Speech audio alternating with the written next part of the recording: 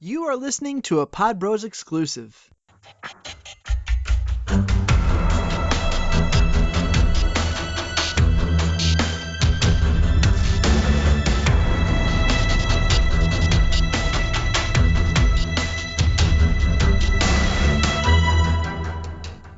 Hey now, everybody. We are live, and we are back with a brand new episode of Take Aim Outdoor Podcast. And as you guys know, I always open the show and say I'm super excited for today's guest. And today, I'm going to throw it out there. This may be the most important episode I feel like we've ever done. And super excited to have this guy on the show, Ivan Carter from the new show, Carter's War. Ivan, welcome, and thanks so much for your time today.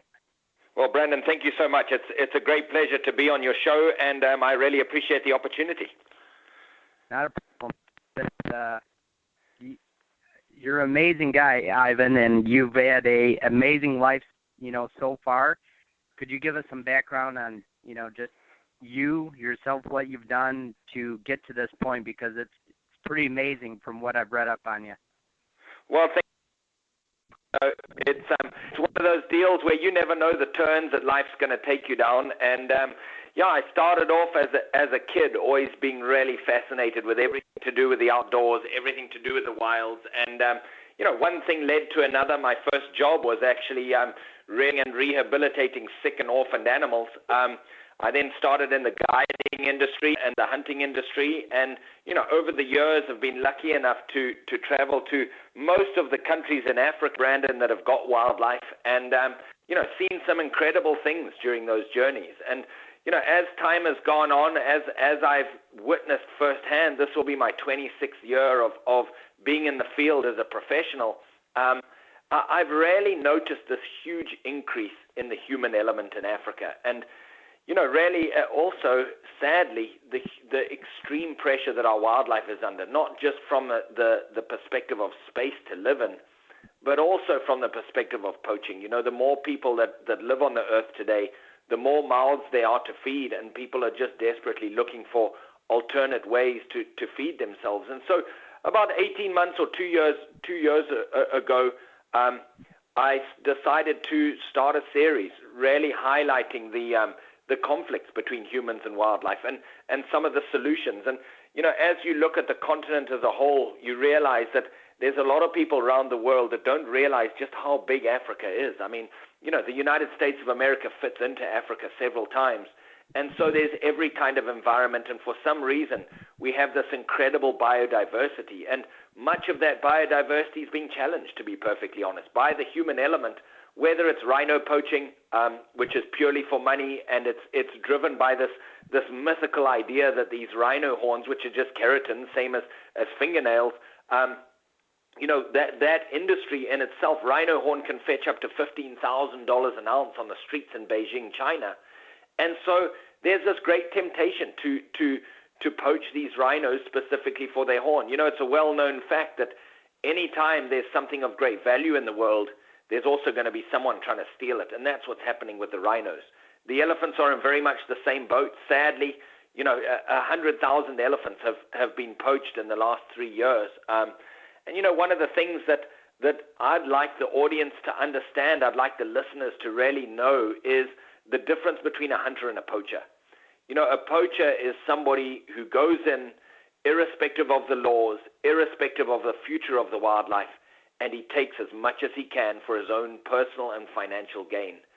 And a hunter is somebody who acts within the laws of ethics and the laws of the physical game laws, all of which are in place to protect the wildlife and to ensure that he's actually leaving the environment, in a better state than he found it, and it's to perpetuate the species. And so, Brandon, what you realize is as you look at Africa, whether it's a guy who's a meat poacher just simply trying to feed his family, whether it's a guy who's a rhino horn poacher just simply trying to feed his family, whether it's somebody that is on the banks of the Zambezi River who's seeing crocodiles as a threat because there's simply too many people and not enough food for those crocodiles, you realize that our wildlife is under this tremendous pressure. And so, we started a series. It's called Carter's War, which stands for Wild Animal Response. And Brandon, that's a series that has been very well received. It's on the Outdoor Channel. It premieres at 9 p.m. Eastern every Monday night. And, we found that telling these stories has really got me very, very engaged with, even as much time as I've spent on the ground in Africa, 200 days a year, I find myself with my boots on the ground there. And even as much time as that, I had no idea the length and the breadth of these issues till we started diving into them, No, I understand totally. And Ivan, I know you're from Zimbabwe, correct? Yes, absolutely. Originally born and bred in Zimbabwe, and spent the first actually about 25 years of my life there, and then Zimbabwe went through some political crisis, and we decided to move, and so we've been living outside of that country for about probably the last 15 years, and Brandon, was an amazing place to grow up. Just very privileged upbringing, just amazing wildlife on literally on our doorstep, and we were fortunate enough to have the kind of parents that encouraged us to be outdoors all the time, Yeah, I'm sure that was amazing. And I know as well, Ivan, you had a safari, so to speak, where you would do like tours and photography, stuff like that, correct? Yes, absolutely. In fact, by the age of 25, I had a photographic safari business where we would do mobile camps, high-end luxury mobile camps all across Zimbabwe, and then started extending into a lot of the other countries doing similar things, working with other companies. So, I ended up leading trips through Namibia, through Botswana, through Tanzania, Kenya, Uganda, Rwanda. We did a few birding trips through Madagascar, quite a bit in Mozambique. Anywhere that there was wildlife that I perceived was going to be, a little bit off the beaten track, I wanted to go there. And so, absolutely, over a couple of decades, one has found oneself in some incredible wildlife habitats as a guide or tour leader, Sure. Now, at what point, Ivan, did in your career, back to then or to now, when did you really start to notice this huge, I like to call them animal crimes, but, we call it poaching, but it's really a crime. When did you start to notice this, to see, exactly how devastating and how awful and how bad this is getting? Well, here's what the crazy thing. In 1992, I was part of a tracking team on the ground in a national park called Matusadona, where we were literally racing against poacher gangs to try and get these rhinos tracked, darted, dehorned, and released.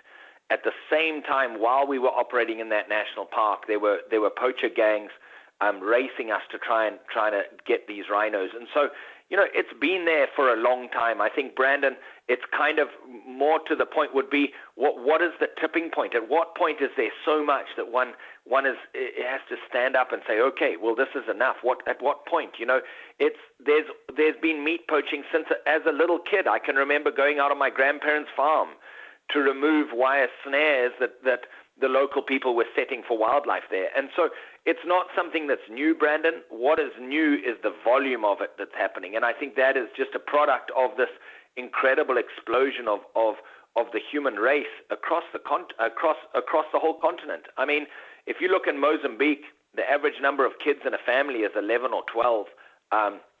We were in an area where, in eastern Mozambique recently where, your average age that a girl is having her first kid is 14 or 15 years old. The average age in the whole community was 17 years old because there were just so many kids, and it was almost impossible to find somebody that was over 45. And so the human race is truly exploding. And, when you look at it with those kind of statistics, that's multiple times the number of people in the population in the next couple of decades. And so where's the food going to come from for those people? And so if the poaching is chronic now, we need to step up right now. And there's, it's a crisis situation. It really is. I agree. That is extraordinary numbers by any means. That's insane, and I know that's one thing we don't think of. But I know that is part of what we were going to talk about. And before we touch back on the poaching issue, Ivan, let's talk about the natural human and animal conflict and the difference between what a lot of people here in the States, North America, South America, we don't really understand or conceive that the fact that these people live in a village where, a lion can come drag 4 or 5 of their kids away a year. Yes, and I think that when so people will often say to me, Brandon, what is the essence of your show? What sums up your show? And I say it's human-wildlife conflict, but from every perspective. It's not just poaching. It's crocodile attacks on humans. It's hippo attacks on humans. It's lions eating livestock, and what ends up happening to the livestock, what ends up happening to the humans, what ends up happening to the lions. It's attacks on humans by other wildlife. And, Brandon, one thing that sums it up is when you really look at each of these incidences, when you look at each of these episodes, it's very easy at the beginning of an investigation to come in and say, okay, some crocodiles are eating these people. We just need to shoot the few perpetrators and we're going to be fine. As you dig deeper into the scenario, you realize that maybe there's so many people that there's not enough fish left for the crocodiles. Maybe there's so many villages on the riverbanks that there's not enough wildlife coming down to feed those crocodiles. And so you start looking at this whole imbalance that's starting to tip, Brandon, and it's no different to the lions in Maasai land. If you've got cattle that are so important to you that, culturally they are so important that the word for cow and the word for God in Maasai is almost exactly the same word, and they put their cattle above their family. Now, if you're a rancher in Texas and a bunch of mountain lions come down and start eating your calves, you want to see them gone. It's no different in Africa. The difference in Africa is you've got these giant areas with these wild animals, in some cases more numerous than you would see anywhere else in the world. And you've got this human element that's growing, and with it, its livestock is growing. And so, the livestock displaces, in a lot of cases, the natural wildlife. And so that's what's left for the predators to feed on. And the predators feed on them, and it's to their demise, because the next thing you've got all these poisonings of lions and leopards, and then all of the, once you put poison on a carcass, you get all of the vultures and the jackals and all of the overkill, if you, for want of a better word. And so, yeah, there's a very different perspective out there. And what we try and do with each show, Brandon, is to take people down this journey where we don't just look at it from a conservationist perspective. We don't just look at it from a hunter's perspective. We don't just look at it from a wildlife perspective.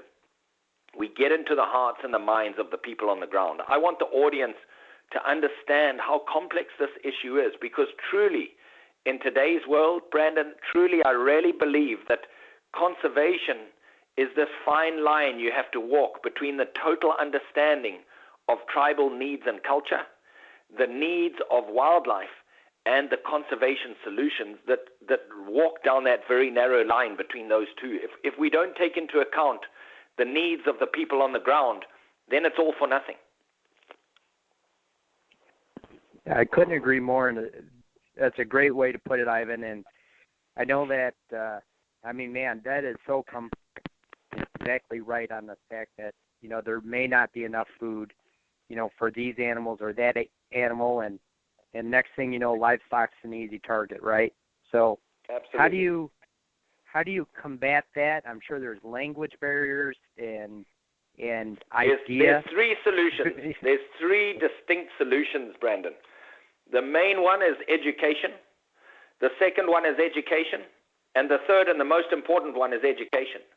And, we did an episode recently. Actually, we've just finished editing it. It's going to be what I think one of our best episodes, where we went into Maasai land, and we're working with a company called Asilia. And Asilia is a spectacular tourist-based company where what they do is they involve their local communities in every single project that they're doing. So every time they build a lodge and start bringing tourists, they make sure that the structure is in place for the local community to understand the value of that tourism and why that tourism is there, i.e. the wildlife that they've come to view. And so we got into Maasai land. We got to meet some amazing people there that are largely, in place because of Asilia and companies like that.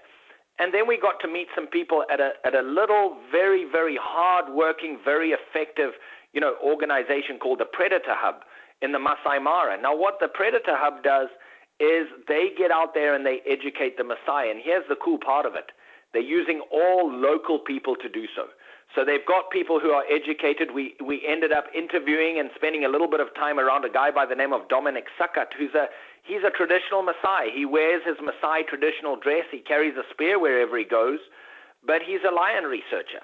So he's going into these communities. He's educating. He's making them understand the value of a live lion in dollar terms. When a company like Acilia comes in and is paying the community for the rights to show people wildlife on community land, the community starts to see that benefit. And then you've got a guy like Dominic, who is traditional Maasai, who in their own language, in their own way, and within their own traditions, is out there promoting the good of this. Those are the kind of people that give me great hope. They really do, Brandon, because that is the solution. And you ask Dominic, why is it him who's trying to protect lions while literally his cousins are trying to eliminate them? He'll look you right in the eye and say, Ivan, it's because I was educated, and I know the value of a live lion.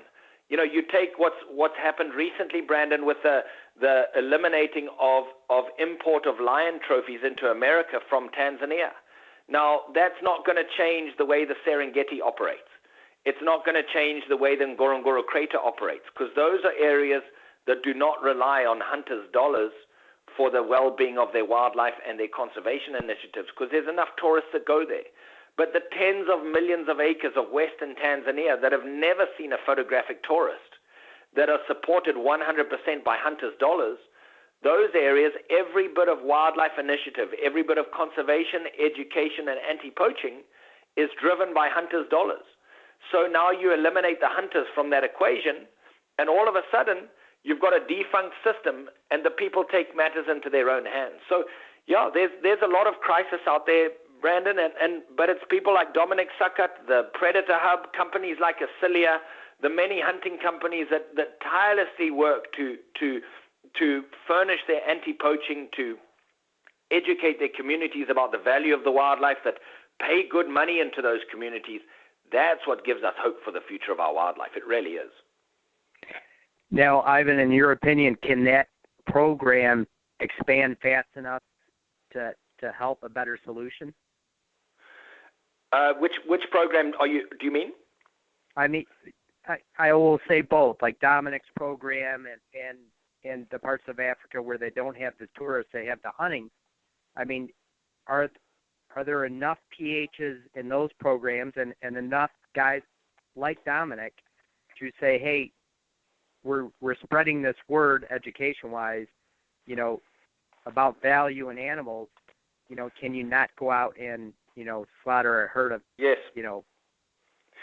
So the short answer is right now you've got a bunch of highly passionate people on the front line that are very often operating on a shoestring budget, Brandon.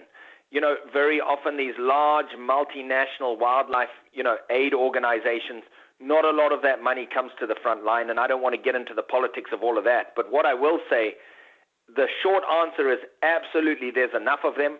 If we as a community, if we as a planet, if we as a society can support those passionate people on the front line financially and physically, there is plenty of people who are passionate enough to do the work. You know, when I look at some of the outfitters that I've worked with over the years, there's one particular one called Zambezi Delta Safaris, who in their area in 1995, when they took over their area in eastern Mozambique, they did an aerial count and they counted 44 sable, 1,200 buffalo, a handful of warthogs and reedbuck, and a few other animals. Well, today, if you go into that area just 20 years later, I promise you cannot count as much wildlife as there. There's over 4,000 sable in the area. The buffalo have expanded to about 25,000, and it's not because they've just bred up. It's an area that's been so well protected that all of the wildlife has moved in there. I mean, you can see 500 warthogs and reedbuck just driving around in the morning. And so the profound success there has come back to one thing. The proprietor, a guy by the name of Mark Haldane, has put an inordinately large amount of money into his anti-poaching teams. He's done a great job of educating the community, of employing the community, and of promoting the value of the wildlife there, and every drop of that has been driven by hunters' dollars. So today his quotas are such that he can afford to do that much more. Next year, as the population of wildlife grows, his quotas in turn will grow, which gives him more dollars to put back into his area, which in turn gets even better. So it's a fantastic example of what can happen when an outfit is dedicated to his anti-poaching. But I'll tell you this, it costs him several $100,000 a year. And a lot of that today is donor money, which is easy to raise because he's got a success in his history. For the people on the front line that are either new outfitters that have got a major crisis or a struggle, it's very hard for those people to raise enough awareness to get enough support to really make a difference. And that's where I feel like a program like Carter's War, which, as we were saying, is airing every Monday night at 9 p.m. Eastern on the Outdoor Channel, we highlight these people. We highlight these successes. We never show an issue without showing, a profound success and a profound solution to that issue. So, yeah, there's a lot of solutions out there. There's a lot of passionate people. And to be honest, if you haven't got hope, what have you got to live on, Brandon? No, you're right. Absolutely. And I'm glad to hear that. And I know that it makes me sad when I hear some of this stuff, but I wanted to pass along the good stuff and that there are people out there doing it, that there are some areas that the numbers have flourished. And it's because of gentlemen like you, Ivan, and the others like Dominic and the other PH that you just mentioned. You have to share the good stuff as well. Another phenomenal example. I mean, here's the thing is I'm not necessarily pro-hunting at all costs. I am pro-giving wildlife value. And if hunting is the best model to do so and it can be done in a sustainable manner where the wildlife is going to thrive, then I'm all about hunting. If there's a better application, then I'm for that application. And there's a company called African Parks that took over a national park in Chad called Zakuma. They cleaned up the park. They put a lot of donor money in there in their anti-poaching. It went down from several years ago. They had a few hundred elephants a year were getting poached in that national park. And today, you can count on one hand the number of elephants that are poached in a year. And that's happened literally over the last 3 or 4 years. And so it's a profound, profound success in a country that is, you would never think of Chad as being a wildlife country. And yet you've got a company like African Parks driven by incredibly passionate individuals that have gone in, they've raised the funds, they've identified the problem, they've identified some solutions, and very quietly, without making a huge fuss about it, they've put their heads down and they've fixed the problem. Those are the kind of people that need our financial support because they are the kind of people that are really busting the doors open of traditional conservation. They're changing the rule book and they're having a profound effect. They're involving communities at every turn so that the communities themselves see the value of the wildlife. They involve a huge amount of education on the front line. And, top to bottom, it's companies like that, companies like the Predator Hub, Mark Haldane, the Acilias of the world. Those indeed are the people that give our wildlife hope and future. They really, really are. No, I think that's exciting and great news to hear. And, obviously I hope and pray it continues because I'm one of those guys like you, Ivan. It drives me nuts. I have such a passion for animals, whether I'm hunting them or not, that, I want them to succeed and have the best life they can have. And it kind of makes me sad when I think of all the Ivan, but let's dive kind of back into that. Is there a way to combat that, and where is this poaching market coming from? Is it mostly from China and these crazy myths of antlers and rhino horns? So here's the thing. There's several different kinds of poaching. Probably one that is the most underestimated is the bushmeat trade. The bushmeat trade is a trade in what bushmeat is wildlife that is killed, usually illegally, and then transported, either smoked or salted, into areas of dense habitation. So you'll get, the forests of West Africa where people will go in, they'll poach the duikers and the monkeys and the chimpanzees and everything else, and those will end up in the markets in the cities there. The bushmeat trade, just to give you a little bit of an idea, and it's very hard to find enough great statistics, but they say that 60 million tons of bushmeat comes out of West Africa in a year. Think about that, 60 million tons. That's more than the beef production of the entire country of Brazil in a year. And so that's probably the biggest threat to our wildlife as a general threat to wildlife, because those people are indiscriminate. They're using traps and snares that don't care about the species, they don't care about the sex or the age of the animal, totally indiscriminate, and they will poach an area out till there's no more wildlife there before they move on. And so those bushmeat poachers, the commercial bushmeat poachers, are the greatest threat to our wildlife. Then you've got the poacher that we all see on Facebook, we all read about, we all know about. Going back to the bushmeat, the difference between the bushmeat and the others I'm about to speak about are the fact that is within a local market. So you've got the bushmeat trade that feeds a local market, it's feeding local mouths, and it's a food source that is just being generated to feed a lot of people that are below the breadline. You've then got the commercial poaching for animal parts. And so as a general rule, most of the animal parts that are poached in Africa, whether it's lion bones, whether it's rhino horn, whether it's elephant's ivory, you're right, they do go to China, they go across to Asia.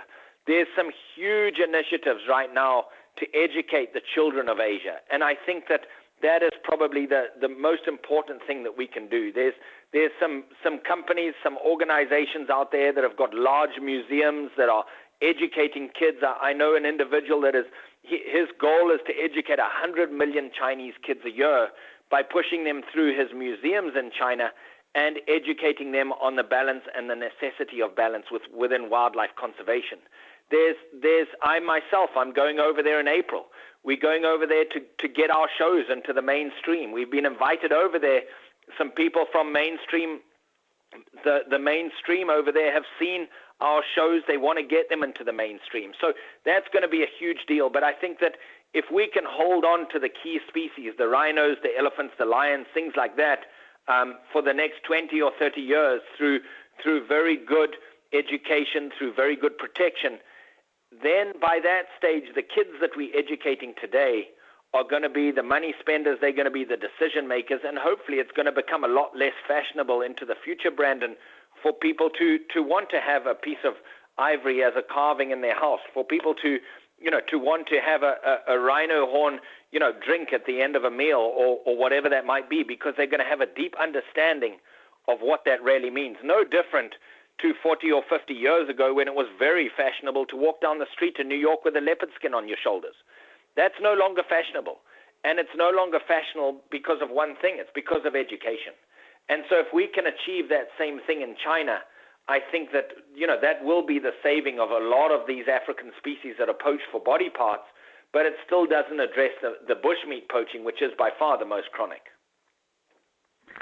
Ivan, is the bushmeat poaching, is that done in a different part of South Africa or Africa, in different countries, more so than where the stuff like the rhino horns and the elephant stuff is happening?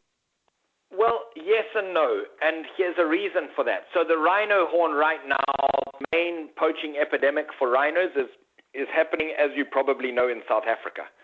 The reason it's happening in South Africa is because the rhinos, Brandon, have been wiped out through the rest of Africa. They finished. They've been shot out. They've been poached out. They no longer exist.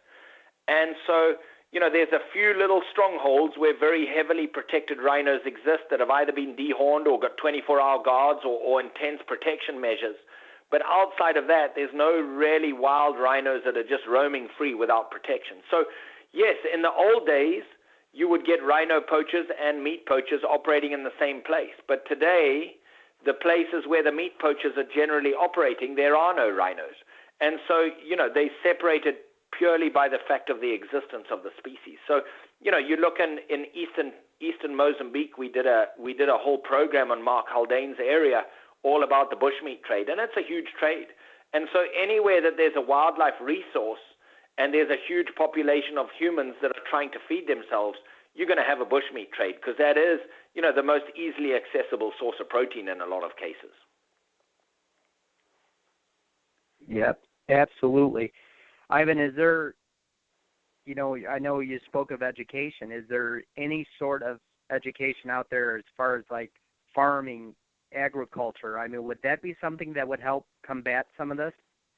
Absolutely. Absolutely. And I think that, Brandon, we're talking about giant ideas, giant projects here. But, it's crawl, walk, run. And I think that jokes aside, the only way that we're going to see wildlife into the future is to, first of all, educate the people on, some element of family planning so that they think ahead and think, okay, well, if I have 10 kids, what are they going to eat if I'm battling to feed myself right now? That's step one. Step two is giving people a way to feed themselves, in an easier fashion or a cheaper fashion than having them going and risking, jail or whatever else to poach bushmeat. You've then got to have protection of the wildlife so that there is some recourse for poaching. And then, concurrently, you've got to be educating the kids and trying to promote value of wildlife. So, we look again, take African parks as an example. They'll move into an area where the wildlife, the only value that the local community sees on that wildlife is food value because there is no industry. They'll come in and within 5 or 6 or 7 years, it's a flourishing national park that has been rehabilitated, that is providing jobs, and that money flows back into the community so they're able to go and buy food, whereas before they had to poach food. They're also bringing tourists into the area. The tourists are paying fees, and the fees are going into communities. And so, the circle starts to turn. But it takes an outstanding organization with very, very good funding, like African Parks, to go in there and start making these giant differences and giant steps. And, it's got to be concurrent with someone teaching people how to feed themselves effectively, teaching people the value of their wildlife as a living population, not just for the food value. Because, here's a quote that I often put out there that I kind of came up with, and I think sums it up. Appreciating the simple value of wildlife is a concept that can be only understood by somebody with a full belly. And I ask you now, in the Depression, how many white-tailed deer were running around in the suburbs of New York? I mean, probably not very many, and those that were the ones that nobody could catch, because we'll all do whatever it takes to feed our families. And so, understanding just the beauty and the necessity of conservation is a concept we can only really understand if we've got a full belly. And we have to address that first, because at our most primal point, we will feed our families before we'll risk anything to feed our families. As human beings, it reaches very deep into a primal instinct to provide food for yourself and your family. And so, if poaching is the only solution to that, that's what you're going to do, no matter what the cost of that is to you. And so we have to find ways to provide an alternative to this. I agree. It absolutely is correct. And I know that's one of the reasons your show is so, I'll say touching, Ivan, is because you guys peel back those layers. And a lot of those layers is us as human natures and our human nature and what they're, like you said, they're absolutely doing just to survive.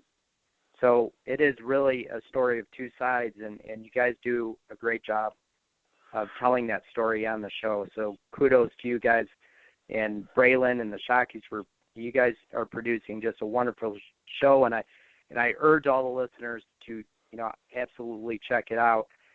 Ivan, I have one other thing I kind of wanted to hit on and just get your opinion. Some of this stuff is not very safe for you guys, and I would assume lots of times you're right next to danger, and these guys are going to poach at all means necessary. So how do you guys deal with that, and how do you find a crew that's basically willing to risk their lives? Well, you mentioned the Shockey team, and I have to say that I owe a giant amount to Brandon Shockey. He's just a wonderful, wonderful guy. He's got this incredible talent and ability to push me to help us tell our stories. But more than that, the whole crew, you're absolutely right. I'm the guy in front of the camera. The crew is right there with me. I'm just focused on sometimes staying alive, whether it's balancing in a rickety boat amongst some crocodiles, whether it's, walking up to an elephant, whether it's, trying to get up to a rhino, whatever that might be. The guys who've really got the hard job are the guys running behind me with, 40, 50, 60 pounds of gear on them, trying to keep their camera steady and in focus and the light correct. Those really are the heroes of our episodes. It's Brandon behind the computers with his magic, and he comes on the front line a bunch as well. And then it's our incredible team that are behind the cameras and in the editing suite. I mean, if I wish the audience could see just how much goes into each of these episodes from an editing perspective, from a, days and days and days of 14, 15-hour days where, we're on the front line, dodging around, trying to frankly stay alive sometimes. It's, it can get pretty hair-raising, but, somebody's got to tell those stories. And I feel honored and blessed that we get to be the team that tells that story. And, as I say, there's my hope and my goal through this, above all else, above everything else, Brandon, is that people will see our stories. And if I could have you take away one thing from this talk, it would be that my goal is to educate. Because if I can tell people about something, then they will know. And if I can tell them passionately enough, then they will care. And if they care enough, they're gonna reach out and they're gonna try and make a difference. And so, we've got a website, carterswar.com, Brandon, which we, at the end of every episode, we put a bunch of the backstory there, and then there's a bunch of links on there where, people can get right to the front line and make a difference. And, my goal is that as an old man, we look back at this and go, okay, well, in some small way, we were able to put a spotlight on some of these heroes of conservation on the front line, whether it's a company like Sand Parks, which does an incredible job in Southern Africa, or African Parks, or, Mark Haldane, all of these people on the front line, you look in their eyes and you see the fire of passion. They've all got hearts of lions. And if I can make a little bit of a difference by educating people and have them, emotionally engaged enough to support these folks, then we've got hope. Our children are going to be able to go and see this wildlife. I don't know if my children are going to want to go to Africa or not. I don't know that. But one thing I do know is it's up to us to enable them to have that choice. Absolutely. That's a great way to put it, Ivan. And I wish and pray there was 100 more of you guys out there doing what you're doing. And I wanted you on the show today to explain to listeners here, quite a few listeners, obviously, in North America, but you do such a great job of explaining those stories. And like I said, you balance that wildlife and human nature, and you do a great job at it. And I just wanted to say thank you for doing what you're doing to protect wildlife all over the place. Well, I appreciate that very much, Brandon. And in extension of that, I'd just like to thank you for the opportunity to get onto your platform and hopefully move some of these folks to come and watch Carter's War on Monday night, 9 p.m. Eastern on the Outdoor Channel. And not only that, to get engaged emotionally enough to help us all make a difference on the front line. And thank you goes to the great crew that stands behind me through all of this, and the conservationists on the front line, Absolutely. Ivan, could you let everybody know, one more time where the show is, your guys' website and social media stuff, where people can, like you said, reach out and hopefully get involved, whether it's donations or just being educated? Absolutely. Well, my Facebook is facebook.com/Ivan Carter's Africa. We put a lot of great information out there, Brandon. We have a website called carterswar.com where we've got the backstory. There's a bunch of links where people can click in and literally get to the very front line of what we're doing. Outdoor Channel airs our show several times during the week, but the premiere is every Monday night at 9 p.m. Eastern on the Outdoor Channel. And it's going to be airing right through till the end of June. So we've got some reruns coming up. We've still got a few episodes in the can. There's 10 episodes altogether. So, the social media is a great way for us to interact and kind of start that connection, and for people who want to learn more about what we're actually doing on the front line and learn more, frankly, about a bunch of these heroes on the front line that we come across day to day. That is correct. And I will make sure, Ivan, I'm going to pass that along in the show notes. And then next Tuesday when the show is out, I will tag you in all those social media outlets as well to pass the word along. Fantastic. I really, really appreciate this opportunity, Brandon. And as I say, thank you so much for giving me your platform to speak from. No problem. Ivan, make sure to stay on the line 1 second. But guys, girls, as you know, Take Aim can be found every Tuesday at theoutdoorpodcastchannel.com, podbros.com, iTunes, Stitcher, TuneIn. Make sure to leave us a review, and we will see you guys next week.